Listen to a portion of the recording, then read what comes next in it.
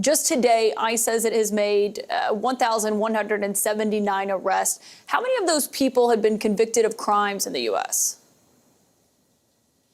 Look, I don't know exact numbers with me, but I'll give you an example. I was in Chicago yesterday for that operation, and everybody but I think four collateral arrests. Everybody else was a criminal. And when I walked out at the end of my shift, we already had, I think, 9 tren de agua. 2 of them actually being charged with crimes because here's an illegal alien gang member in the United States selling illegal guns in the neighborhood, and they even sold the switches, which turned the gun into fully automatic machine guns. We arrested, I think we had a total of 7 sexual predators, sexual crimes against children. We had 2 illegal aliens convicted of murder that were released by that state prison back to the streets. So everybody we arrested in Chicago yesterday was a significant public safety threat. There were several collateral arrests that happened to be there when we arrested the bad guy. So this operation right now is concentrated on public safety threats and national security threats throughout the country. So the majority of those yesterday did have criminal records, and do you believe the majority of today's numbers have criminal records? I won't see those numbers till midnight tonight, but again, we're focused on criminals. But I think you and I discussed before, but in sanctuary cities, you're going to see a higher number of collateral arrests. I mean, we're going to have more criminals, but there's going to be a big number, what we call collateral, because when we're forced into the neighborhood to find the bad guy, he's probably going to be with others, and we're not going to instruct ICE agents to ignore their oath, ignore the law. If they're here illegally, they're going to go to jail too, and that's why I'm imploring the sanctuary cities, let us in the jail, arrest the bad guy in the jail where the community's safe, the officer's safe, the alien's safe. You're forcing the community, you're going to get exactly what you don't want. And more agents in the neighborhood and more collateral arrests. When you say collateral arrest, you mean someone who doesn't have a criminal record but is here, is an undocumented immigrant. They still get deported as well, right? You're not letting them go back to their neighborhoods or to their jobs. Is that right? Yeah, if they're in the country illegally, they're going to get arrested too. Now that you're officially in your position, you've been here about a week on the job. We spoke to you last before you had actually come in formally to the role. Do you have a better target number for how many people you want to deport overall? As many as we can. My goal is, I think success is removing every criminal gang member out of this country, every public safety threat, illegal alien out of this country, every child trafficker, illegal alien out of this country. Then that aperture opens, right? We got 1.4 million illegal aliens in this country who had due process at great taxpayer expense. They were ordered removed by a federal judge and didn't leave. They became a fugitive. They're next. So we're going to keep opening that aperture and enforcing immigration law. And I'll implore those in the country illegally, those who don't have a final order, those who have not been ordered by an immigration judge, if you're in the country illegally, you should leave.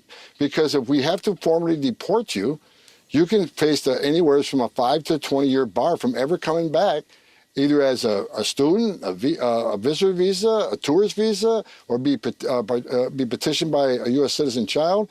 If you're in the country illegally, you haven't been ordered deported, leave and come back the right way, because there will be other opportunities. You're talking about going after public safety threats, national security threats first, but you just said the aperture is going to widen, meaning the scope of the people you're going to go after. How long do you anticipate before you're in that next phase where the aperture has gotten wider? Very soon. I mean, sanctuary cities are making it very difficult to arrest the criminals. For instance, Chicago, very well educated. They've been educated how to defy ICE, how to hide from ICE. And I've seen many pamphlets from many of the NGOs. Here's how you escape ICE from arresting you. Here's what you need to do. They call it know your rights. I call it how to escape arrest. There's a warrant for your arrest, and they tell you how to hide from ICE. No, don't open your door. Don't answer questions. Okay, you can call it know your rights all you want, but there's an order for their removal. They've been ordered removed by a federal judge after due process at great taxpayer expense. They need to go. But if we got to play that cat and mouse game, that's what we're going to do till every one of them gone. In terms of how you're messaging this, obviously you've been speaking publicly. We know that officials were told to be ready to be in front of the cameras. Agents were, that they could be around when these arrests were happening. We saw Dr. Phil was along and embedded with one of your teams. How much thought are you putting into making this kind of a made-for-TV moment in order to publicly message or whatever your strategic goal is here? Well, look, we got Kristi Noem, which is, she got her vote this weekend. You're going to see a lot more from Secretary of DHS. She'll be out here talking much more. We've the new CBP commissioner who's being nominated, Rodney Scott. He will empower the chief patrol agents to talk. So we want all the frontline managers to talk throughout the country. But the message I'm sending is that we're going to force immigration laws in this country. If people don't like it, then they need to change the law, because ICE isn't making this up. We're enforcing laws enacted by Congress and signed by a president, but we're doing it in a smart way. The Trump administration in the beginning says we're going to concentrate on public safety threats and national security threats right out of the gate. The worst first, and that's what we're doing. But like I say, as we go on, we're not going to say it's okay for 1.4 million illegal aliens to ignore a judge's order to deport. So they're going to be next. And we're going to keep opening that aperture up. So we're sending a message. It's not okay to be in this country illegally. It's not okay to enter this country illegally. It's a crime, and there's going to be consequences. Do you have a number of how many people you'd like to have deported by this time next year? I don't have a number. As many as we can arrest and deport. Okay, but no firm number. We're going to force the law. If they're here in the country illegally, they got a problem, and they're not off the table. Yeah, but on numbers, you have been clear that your success here in this effort will depend on how much money you can get from Congress. Now that you're in this role, do you know how much money, what kind of budget you would need to deport the people that you say are public safety threats, national security threats, and also the 1.2 million that you just referenced there who've gotten orders from a judge? 1.4 million. And yes, like we need more than 100,000 beds. Right now we got about 34,000 beds. We'll fill them up in a week. So we need at least 100,000 beds. We need more international air flights. We need more ground transportation. We need more money to hire more officers and border patrol agents. And that's why we're bringing right now, the whole of government is coming in, right? In the Chicago operation and every operation throughout the country now. We got DEA, we got FBI, we got U.S. Marshals, we got ATF, we got HSI, we got ERO. So right now we're bringing the whole of government into this so we can create more teams and arrest more people. So this dynamic is constantly changing. And depending on the city, is it a sanctuary city or not a sanctuary city? Yeah, you're using them as like a force multiplier. But when it goes to the real money that you'll need from Congress to get more beds and to hire more agents, if Congress is not reliable, as I'm sure you are well aware in terms of what they can get passed. I know they believe this is a big part of Trump's agenda. But if you don't get what you need from Congress, can you achieve what you're trying to achieve here? We're going to do everything we can with what we have, and we're going to arrest as many as we can. However, you're right. We can be more successful if we have more money, if we can buy more beds. Because every time we arrest an illegal alien, we just don't deport them that day. We have to detain them for a few days or a few weeks to get travel documents, get landing rights in their home country. So the more money we have, the more we can do. Mr. Homan, I've got a few more questions for you. If you'll stick around for a few minutes with us, we're going to take a quick break, and then we'll be back with Mr. Tom Homan, Trump's border czar, after a short commercial break. And we're back with President Trump's border czar, Tom Homan, whose name came up at the confirmation hearing for the newly confirmed Secretary of Homeland Security, Kristi Noem. I guess I'm uncertain about roles and responsibilities regarding your position and Tom Homan's. How are you going to work with Mr. Homan?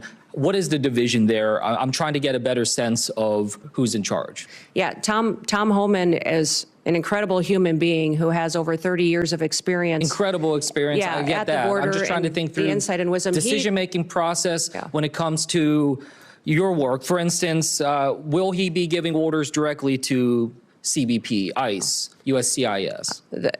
Tom Homan has a direct line to the president. He is an advisor to the president, the border czar. I obviously will be, if nominated and confirmed, and put into the position of being the Department of Homeland Security Secretary and responsible for the authorities that we have and the actions that we take. Mr. Homan is back with me. And who is the person who will be issuing those orders, to the senator's question there, to ICE agents, to Border Patrol? Is that your purview here, or is that Secretary Noem's purview? Secretary Noem has the authority over Border Patrol and ICE. That's in statute. But as the senior advisor to the president, I'm writing strategic vision, operational plans, and coming up with a strategy to secure the border and to run this deportation operation to find over 300,000 missing children. And me and Secretary Noem will work very close on those plans and to implement them and do what the president wants us to do. So me and Kristi Noem will be shoulder to shoulder every day.